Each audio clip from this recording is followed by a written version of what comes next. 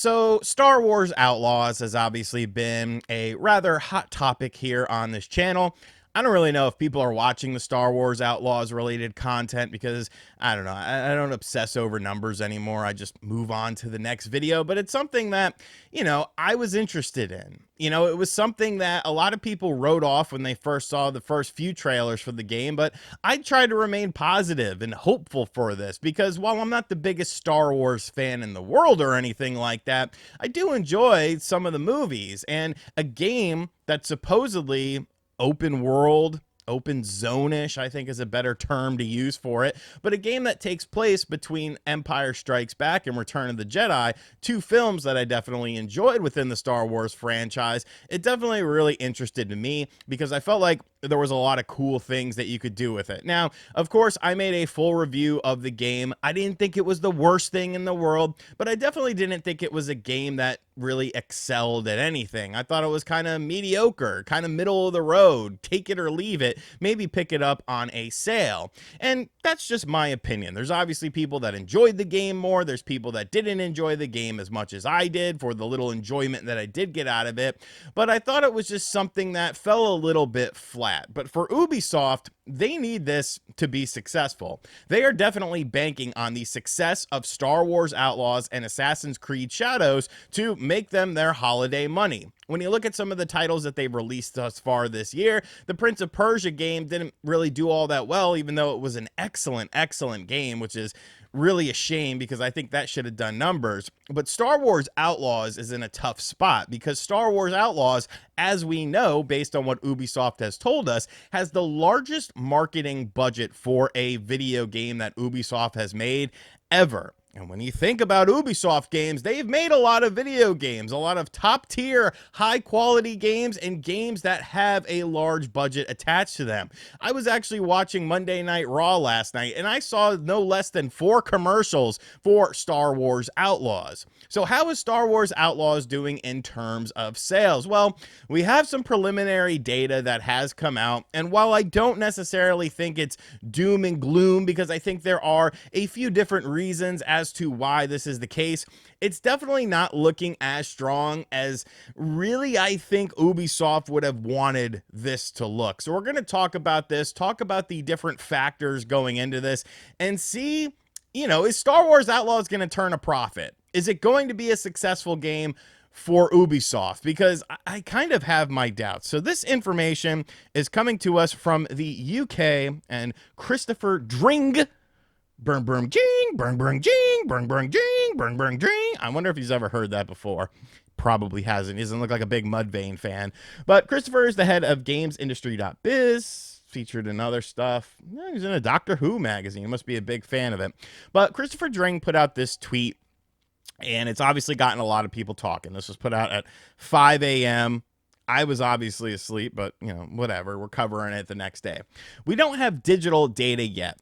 And this is just the UK, but it was a weak launch for Star Wars Outlaws at UK retail. Launch sales are 55% lower than what Star Wars Jedi Survivor did. It was 15% bigger than Ubisoft's Massive's last games, Avatar: Frontiers of Pandora.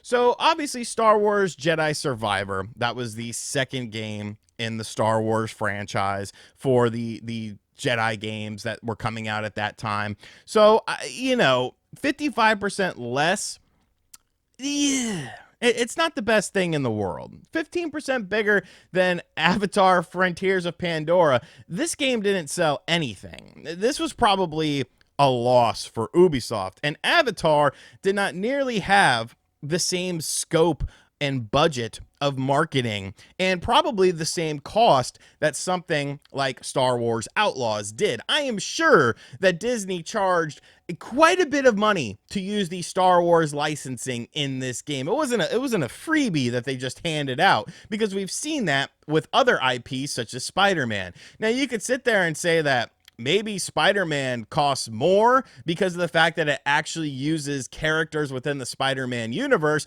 whereas Star Wars Outlaws kind of doesn't use iconic Star Wars characters. There's like 2 maybe 3 if you count somebody that's chilling in Carbonite, but you don't really do much with those characters. They're not seen for very long.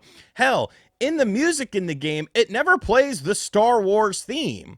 Dun, dun, dun, dun, dun, dun, dun. Never plays that. So maybe they did cut some corners here in order to do that. However, I do feel like you would have wanted it to at least be closer to Star Wars Jedi Survivor, all things considered. Now, there are some caveats with this, and this is why I'm not calling it a complete flop, because I feel like there's going to be people running with that narrative immediately, but I like to be a little bit more objective with these sort of things because there are a myriad of factors.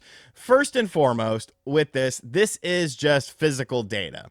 When it comes to Ubisoft, are a lot of people buying their physical games? I mean, comparative to Jedi Survivor, it's not doing as good. It's doing a little bit better of Frontiers of Pandora, the Avatar game.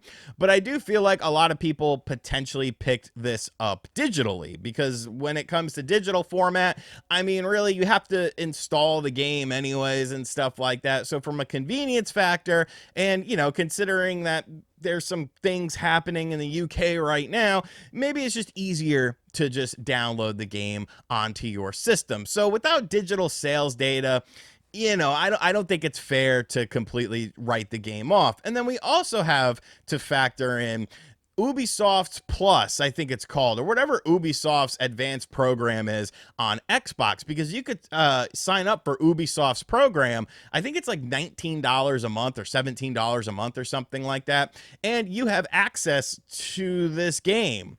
So it's kind of like a Game Pass caveat to where I could sign up for the Ubisoft's program, play the game for a month, you know, a full month. You could beat it in a weekend. I mean, I did. It took me about 17 hours. Granted, I didn't do many side missions, and allegedly side missions are very, very fun in this game, which is weird because you would think that they would want to show off the main missions, not the side missions, because side missions are optional. Main missions you have to do. Why would you focus on side missions, making those fun instead of main missions? I have no reason to go back to the side missions, but I digress. Just a little bit of a rant there. But like, if I could play this on Ubisoft's thing and not have to buy it, why would I buy it? You know, I don't think Outlaws is gonna, you know, completely flop. I don't. I mean, because I mean, even at its worst, it has that Star Wars IP attached to it. It'll get some casual people, and they are doing a large marketing budget. But that's not really the point of this. The point of this is this game going to be successful? Is this game going to be something that propels Ubisoft forward and, of course, makes them money? And I don't really think it's going to be.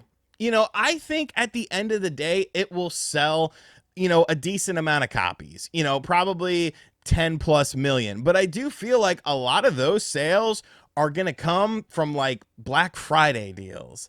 And when you factor that in, because if I'm buying this game on Black Friday, it's what? Probably $40, at least in the States. This is a $70 game. So I'm buying the game at almost half less of the price, or 50% of the prices, I guess was what I wanted to say, at 50% of the price. So now you have to sell 2 copies just to make up for that one full price copy. You know what I'm saying? Like, I think eventually it will do numbers, but I don't necessarily think it's going to be extremely profitable. And the fact that, you know, it had such a soft launch in the UK, obviously that's just one region. I don't think it's going to do numbers in Japan. So now it all comes down to America. And is it going to do numbers in North America? Because, you know, that's probably like the biggest Star Wars fan base in the world. And we don't have any sort of data to show, you know, just how well it's doing. And even if it does do decently, I mean, September's got some games coming out. Like, are PlayStation fans going to keep playing this game instead of playing something like Astrobot?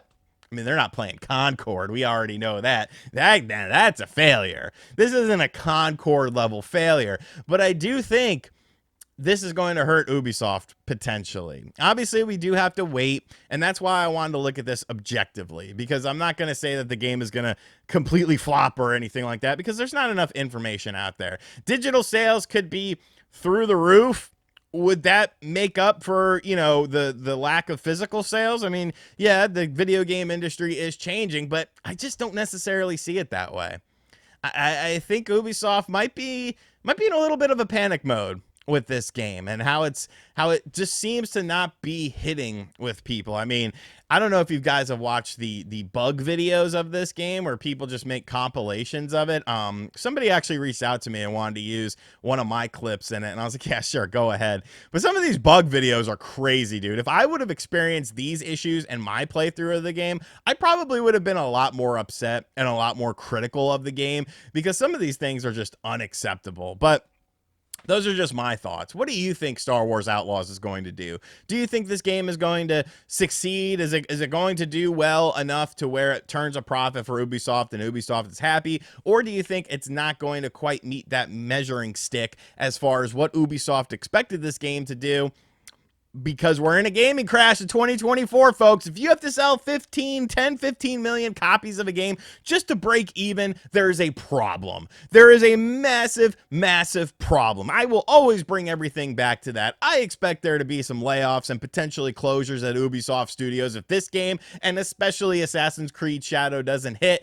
And I'm just sitting here watching the shit show happen. And as always, guys, thank you for checking out this video. Be sure to check out yesterday's video. I'm surprised so many people seem to be interested in my take on it. Like I said, it's just my opinion on it, but I feel like there's a lot of puzzle pieces to put together with this, and when you sort of start to do that, you see the cracks in the foundation that we have right now. And as always, I'll catch you guys on the next video.